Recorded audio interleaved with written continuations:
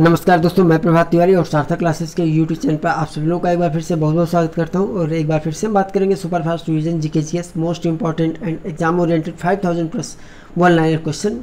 और आज का पार्ट हमारा है 18, यानी 18 पार्ट है। इससे पहले 17 पार्ट ऑलरेडी हम लोग अपलोड कर चुके हैं। तो चलिए स्टार्ट करते हैं आज का वीडियो और देखते हैं कौन कौन से इंपॉर्टेंट पॉइंट्स आज के वीडियो में है।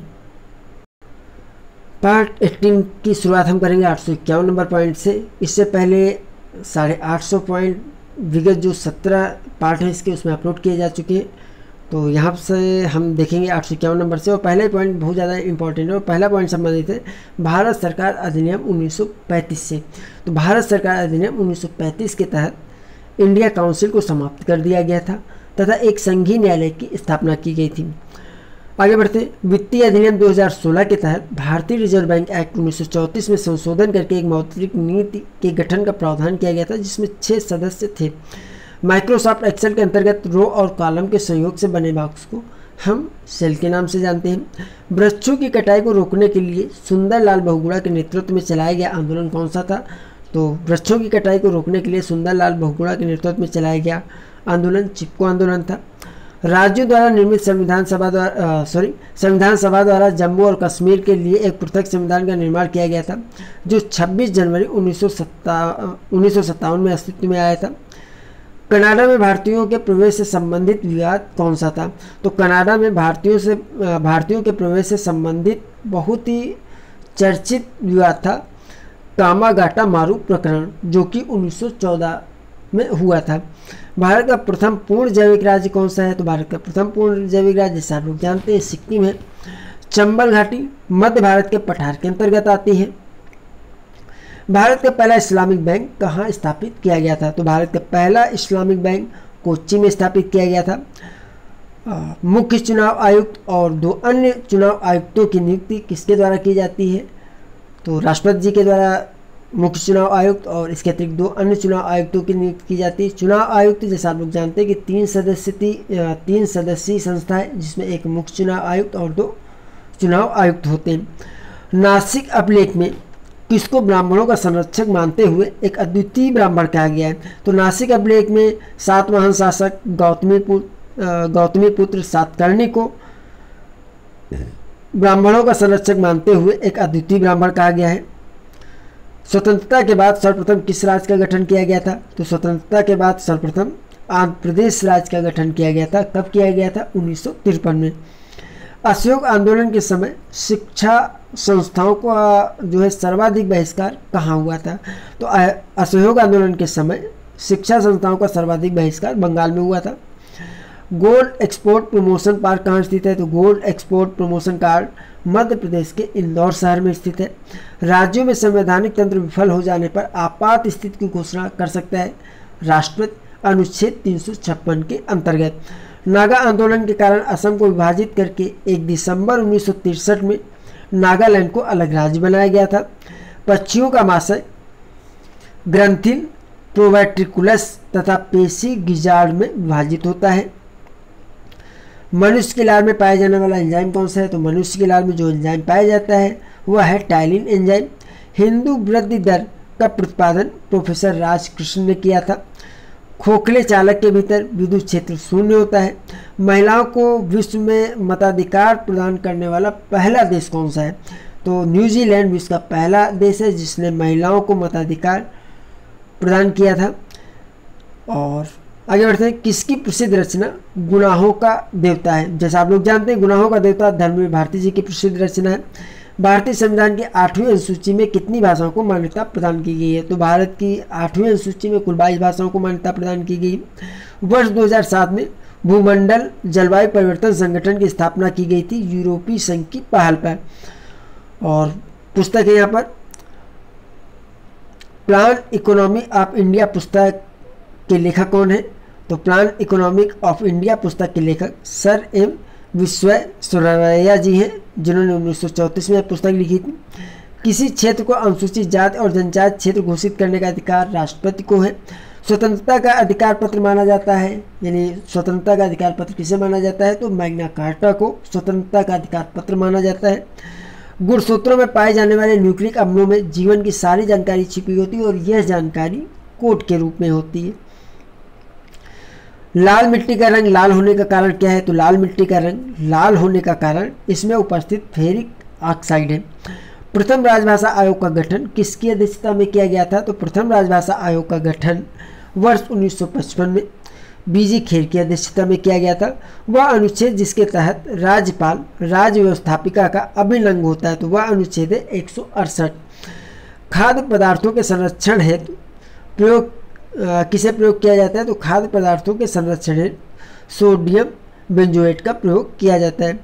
सबसे अधिक संकलन की प्रवृत्ति वाला तत्व कौन सा है? यानी वह तत्व कौन सा है जो सबसे अधिक संकलनाएं बना सकता है? तो वह तत्व है कार्बन। प्राकृतिक रबर कहाँ से प्राप्त होती है? तो प्राकृतिक रबर पेड़ से जो वनस्पति दूध निकलता है जिसको हम लैक्टेस कहते हैं उससे प्राप्त होती है। सिकंदर के आक्रमण के दौरान मगध पर किसका शासन था? देखिए, महाजनपद काल की घटना जैसा आप लोग जानते हैं, पिछले वीडियो में हमने आपसे बात की थी कि 16 महाजनपद होते थे। आज से लगभग आप मान लीजिए तीसरी छठी शताब्दी ईसा पूर्व, और उन 16 महाजनपदों में सिकंदर के आक्रमण के समय जो सबसे शक्तिशाली महाजनपद था वह था मगध महाजनपद, और उस समय शासन था वहाँ पर नंद वंश के शासक धनानंद का।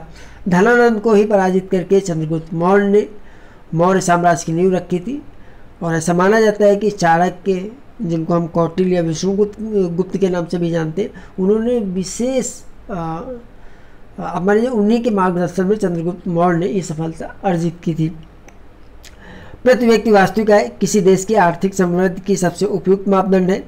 भारत में चुनाव के लिए जन प्रतिनिधित्व अधिनियम 1951 का प्रयोग किया जाता है। और जनांकिकी का जनक किसे माना जाता है? तो जनांकिकी का जनक फ्रैंक नोटेस्टीन को माना जाता है। सिरका का रासायनिक नाम क्या है? तो सिरका का रासायनिक नाम एसिटिक अम्ल होता है। वित्तीय स्थिरता तथा विकास परिषद का गठन केंद्र सरकार द्वारा वित्त मंत्री के अध्यक्षता में किया जाता है। कांग्रेस ने अपने किस अधिवेशन में भारत छोड़ो प्रस्ताव पारित किया था? जैसा आप लोग जानते हैं, कांग्रेस ने 8 अगस्त 1942 को यह अधिवेशन भारत छोड़ो प्रस्ताव जो है पारित किया था, और यह अधिवेशन हुआ था बम्बई में। तो इस प्रकार हम कह सकते हैं कि कांग्रेस ने भारत छोड़ो प्रस्ताव बम्बई अधिवेशन में 8 अगस्त 1942 को पारित किया था। चंद्रगुप्त मौर्य के राजप्रसाद के अवशेष प्राप्त हुए हैं? तो चंद्रगुप्त मौर्य के राजप्रसाद यानी महल के जो अवशेष प्राप्त हुए वो पटना के कुम्हरार से प्राप्त हुए। आर्यों की जानकारी का मुख्य स्रोत क्या है? तो आर्यों की जानकारी का मुख्य स्रोत जैसा आप लोग जानते हैं कि ऋग्वेद है। कुशल ग्रामीण प्रशासन के लिए प्रसिद्ध राजवंश कौन सा था? तो कुशल ग्रामीण प्रशासन के लिए प्रसिद्ध राजवंश चोल था। असहयोग आंदोलन के समय गांधी जी ने केसर ए हिंद की उपाधि लौटा दी थी। और किस वर्ष भारतीय मानक ब्यूरो की स्थापना की गई थी? तो भारतीय मानक ब्यूरो की स्थापना वर्ष 1947 में की गई थी। भारत में फारसी भाषा एवं साहित्य का आगमन किस वंश के साथ प्रारंभ हुआ? तो ऐसा माना जाता है कि भारत में फारसी भाषा और साहित्य का आगमन गजनवी और गौरी वंश के आगमन से माना जाता है, या इनके आगमन से हुआ। भारतीय नागरिकों को शोषण के विरुद्ध अधिकार प्रदान करते हैं भारतीय संविधान के अनुच्छेद 23 और 24। बैंकिंग लोकपाल की नियुक्ति किसके द्वारा की जाती है? तो बैंकिंग लोकपाल की नियुक्ति भारतीय रिजर्व बैंक द्वारा की जाती है। और अंत में लवण जल मगरमच्छ संपूर्ण अंडमान एवं निकोबार द्वीप समूह के जो मैंग्रोव वन है वहाँ पर पाए जाते हैं। तो दोस्तों, ये आज के वीडियो के फैक्ट थे। जल्दी से इनको हम रिवाइज कर लेते हैं। देखिए, अगर वन लाइनर के माध्यम से आप तैयारी करते हैं और आप रिवीजन नहीं करते हैं तो मुझे नहीं लगता है कि आपके लिए उचित रहेगा, क्योंकि जब तक आप रिवीजन नहीं करेंगे सभी फैक्ट आसानी से आपके मस्तिष्क पटल पर अपना स्थान नहीं बना पाएंगे। तो इसलिए जो भी आप देखिए उसको कम से कम 1 या 2 बार आप रिवीजन जरूर कीजिएगा। तो चलिए इसको जल्दी से रिवीजन कर लेते हैं। भारत सरकार नियम 1935 के तहत इंडिया काउंसिल को समाप्त कर दिया गया और एक संघीय न्यायालय की स्थापना की गई। वित्तीय अधिनियम 2016 के द्वारा भारतीय रिजर्व बैंक एक्ट 1934 में संशोधन करके एक मौद्रिक नीति समिति के गठन का प्रावधान किया गया, जिसमें 6 सदस्य थे। माइक्रोसॉफ्ट एक्सेल के अंतर्गत रो और कॉलम के सहयोग से बने बॉक्स को सेल कहा जाता है। वृक्षों की कटाई को रोकने के लिए सुंदरलाल बहुगुणा के नेतृत्व में चलाया गया आंदोलन चिपको आंदोलन था। राज्य द्वारा निर्मित संविधान सभा द्वारा जम्मू और कश्मीर के लिए एक पृथक संविधान का निर्माण किया गया था, जो 26 जनवरी 1957 में अस्तित्व में आया था। कनाडा में भारतीयों के प्रयोग से संबंधित एक बहुचर्चित विवाद था कामागाटा मारू प्रकरण 1914। भारत का प्रथम पूर्ण जैविक राज्य सिक्किम है। चंबल घाटी मध्य भारत के पठार के अंतर्गत आती है। भारत का पहला इस्लामिक बैंक कोच्चि में स्थापित हुआ था। मुख्य चुनाव आयुक्त और 2 अन्य चुनाव आयुक्तों की नियुक्ति राष्ट्रपति के द्वारा की जाती है। नासिक अभिलेख में सातवाहन शासक गौतमी पुत्र सातकर्णी को ब्राह्मणों का संरक्षक मानते हुए एक अद्वितीय ब्राह्मण कहा गया है। स्वतंत्रता के बाद सर्वप्रथम किस राज्य का गठन हुआ था? तो स्वतंत्रता के बाद सर्वप्रथम आंध्र प्रदेश का 1953 में गठन हुआ था। असहयोग आंदोलन के समय शिक्षा संस्थाओं का सर्वाधिक बहिष्कार हमें बंगाल में देखने को मिला है। गोल्ड एक्सपोर्ट प्रमोशन पार्क जो है मध्य प्रदेश के इंदौर में स्थित है।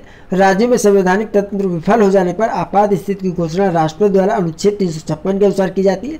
नागा आंदोलन के कारण असम को विभाजित करके 1 दिसंबर 1963 में नागालैंड को अलग राज्य बनाया गया था।